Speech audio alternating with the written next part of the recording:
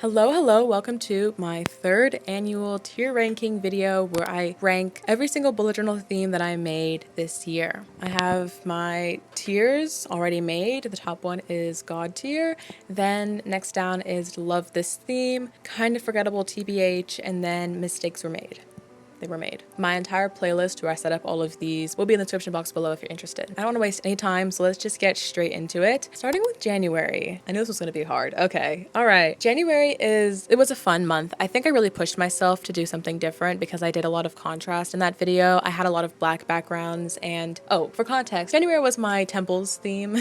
I had a lot of like black backgrounds and I used a red and navy blue and black color palette inspired by a washi tape set that I got from the washi tape shop. I think I challenged myself a lot that month. While it wasn't my absolute favorite, I do appreciate what that month taught me. So I'm gonna put it in Loved This Theme. I may rearrange the order, but for now I'm just gonna like put them in the tiers and we'll go from there. Next is February. Okay, I was just talking about experimenting. This was an example of experimenting gone wrong. I talked about this in my flip through video from like June, July, but I did not like this theme because I feel like, well, multiple things. Although watercolor can often be used in art journals, bullet journals, in notebook therapy bullet journals because they have 160 GSM paper so they can hold something like that as long as you don't use like too much water. I think in this case, since I wasn't actually dry brushing, I was trying to mix paint with water. I used a little too much and the pages didn't bleed through, but they definitely wrinkled, and that just kind of soured the feel of the entire spread. So just like it seems not clean, not finished. This was not a good theme for me. I did not like it. I finished the spread like the day of and I knew I didn't like it. So unfortunately, I'm gonna have to put this in Mistakes Were Made because they were made, but it's okay. We can learn from them and move along. The next theme is March. This was a fun one. I basically did ballerinas and flowers, cherry blossoms, but also other type of flowers. And I did her in alcohol markers. So this was my first theme this year that I did with alcohol markers on sticker paper, and then I pasted that into the journal. In fact, this may be the first time I've ever done this technique, and as you'll see in a minute, this stuck around this year. I love this technique because I feel like alcohol markers has a lot of variety in comparison to water-based markers, especially because they can blend really well. So I really liked playing around with that when I was drawing people's skin tones and wanted to really balance it out with something that blends better than water-based markers. I have to give this theme props because it started a trend that I used in my bullet journal for the rest of the year. So because of that, I'm gonna put it in Loved This Theme. Next is April. For this month, I wanted to do something kind of neutral, kind of chill. It was a spring theme. On the cover page, I drew like a car and a rotary phone, but basically it was just like clouds, tulips, butterflies, some scrapbooking, layering with shades of beige and yellow. I really liked that color combination. I thought it was really fun, pretty original, and I think that those colors really remind me of the month of April. However, overall, this theme was just kind of meh, kind of forgettable, and I do like it, but I did get bored of it. I have to put it in Kind of Forgettable TBH. Next was May. Oh my goodness, this theme, I'm not gonna lie, it was incredible. It was incredible. I did an Alice in Wonderland theme inspired by a piece of art by Prickly Alpaca. I bought this set of designs by a shop seller on Etsy who has like these continuous patterns and like backgrounds in the Alice in Wonderland theme, so I pasted those into the spreads, used a lot of contrast with black and white. This is another one, kind of like I said with March, that I used alcohol markers on sticker paper and glue it in. I drew like the Mad Hatter as a human. I drew a clock with like flowers and everything. I drew the Queen of Hearts, and these were all in alcohol markers on sticker paper. So super detailed, super saturated, and I loved this theme. I really did. So I have to put this in God tier. Like I said, there's some mistakes, but there are always gonna be little mistakes, and I love this theme. Fantastic. Okay, next is June. This is such a hard one for me because I really like how June came out. So I did a tiger theme one more time that I was using sticker paper, but for this one I actually used watercolor first to draw the tiger, to draw the leaves, the flowers, and I went in behind it with alcohol marker to draw like the black box behind him. You can see a trend here. I'm doing a lot of black box and contrasts in my journal this year. I'm having a hard time because I feel like this belongs somewhere in the middle between God tier and Loved This Theme. I think it was executed well. I think that all of the visions that I had in my head came to life. However, I also feel like the tiger spread idea was completely inspired by Journal Away, so it wasn't really an idea I came up with in my head, and so I didn't really feel like I was pushing myself too much. For that reason, I'm going to put it in Loved This Theme, not God tier, but I feel like it belongs somewhere in between. At the end of this video, I'll rearrange everything and put it in the right order, I think, in my head. Next is July. So this is when I moved into my second bullet journal of the year, my notebook therapy journal. And for the first theme in that journal, I did soda bottles. So these are pretty fun. They're all different fruits and super bright colors, and then each of the bottles are translucent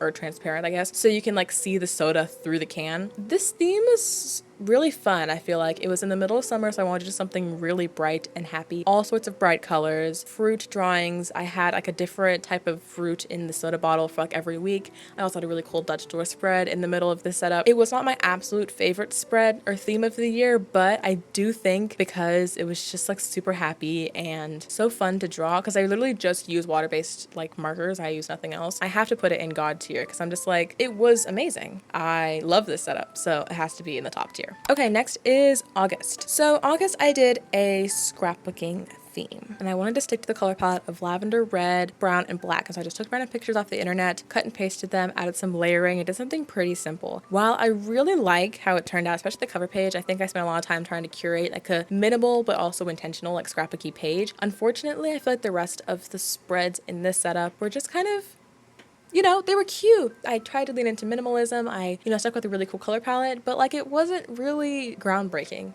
It was just something to fill that month because I didn't really know what to do. And honestly, the pictures remind me more of like February than they do of August. So I'm like, it's kind of a weird month to do this kind of theme in. Because of that, I'm going to put it in kind of forgettable TBH, which is unfortunate. I think this theme is better than the April one, but it's just like, it's just kind of meh. Moving on to September. This is a very similar one. So for September, I took inspiration from a sticker sheet that I got from Sticky, and it had goldfish, koi fish, something like that, like these orange fish, and then these little blue people. And I really was not in a very good creative space, so I just took inspiration from the stickers directly and put them in my spread and used that as the art. Unfortunately, however, I ran out of stickers on the sticker sheet, so I ordered a new sticker sheet. But for all of the weekly spreads, I had to draw in my own art because it didn't come in time. Turns out it was in time. It came in super fast, but it was just in my mailbox. I have a weird system where I live with my mailbox, but I basically didn't get to actually receive the package for like 2-3 weeks after it was delivered, which was totally my fault, not Sticky's or anyone else. But like because of that, I finished all my spreads and then I got the sticker sheet. So I was like, I could have been using this to decorate every spread and I didn't do it. So because of that, I'm also going to put it in kind of forgettable TBH. It was not my favorite. I think the opening spreads are really cute, but the weekly spreads kind of just drag everything down. October. So this is the month that I did an anatomy theme, and I love how the cover page turned out for this. I did an image of someone's torso, so it has their rib cage and down to their pelvis, and I did it in completely black and white. So I used a cross hatching technique, which I haven't used since like 7th grade art class. I also included some butterflies, and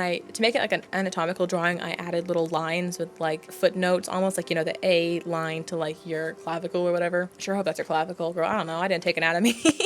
But yeah, this was a really fun theme. Unfortunately, I think every now and then I got a little annoyed with the black and white. However, I do think throughout the weekly spreads, even though it was just a lot of black and a little bit of red, I think the art that I did was really cool with the cross hatching. I did a lot of skull drawings, a lot of anatomy. So I drew like a heart, I drew a hand. Because of that, I'm going to put this in love this theme. Anatomy is not easy to draw, it was kind of hard. Challenge myself. Solid theme. Now we have November. So I had the idea of doing like these warrior queens, these warrior women, and then they have lions with them. So like some of them have like a lion over their head, some of them are just running with lions, that kind of thing. And I did once again pull out my sticker paper and did alcohol markers on sticker paper for this theme. However, I used a type of sticker paper that I don't usually use. I normally use online label sticker paper, which I 100% recommend. They have a great product. However, I use a different type of sticker paper, and unfortunately, I don't think it absorbed the ink very well. Currently in my bullet journal, because the pages, close when I close the journal, there are like imprints of yellow from the art on the other side of the papers. I made a whole reel about it. I was quite annoyed. Because of that, this entire theme is spoiled for me, unfortunately, because I didn't want to draw art if I knew it was going to make a yellow mark on the other side. It just looks messy and it's annoying because I really wanted this theme to turn out well. But unfortunately, because of that, I have to put it in mistakes were made, which is so sad. You had so much potential. It's fine. It's fine. We live and we learn. You know how it goes. However,